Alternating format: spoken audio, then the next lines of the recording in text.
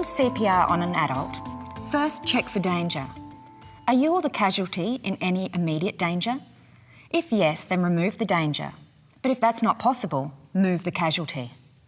Now try to get a response by kneeling next to the person and squeezing their shoulders. Open your eyes.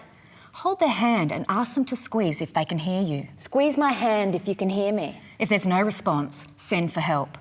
Call for an ambulance on 000, or if another person's available, ask them to do it. Call an ambulance.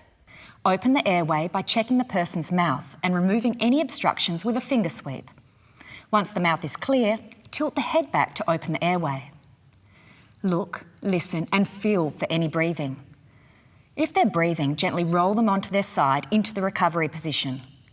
But if you can't detect normal breathing, then start CPR. 30 compressions of the chest, followed by 2 breaths. Here's how. Begin by kneeling next to the person's torso.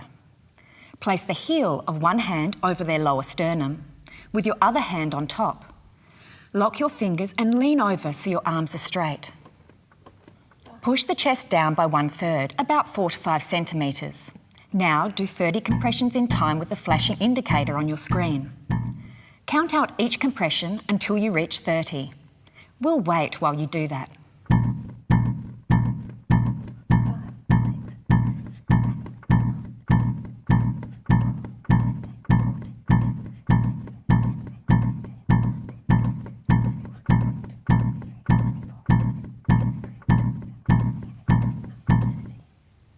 Reached 30?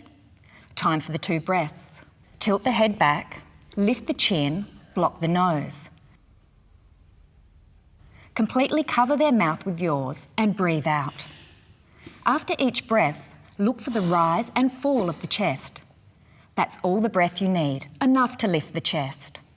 Continue CPR at 30 compressions to 2 breaths until the person responds, or normal breathing returns, or the paramedics are ready to take over.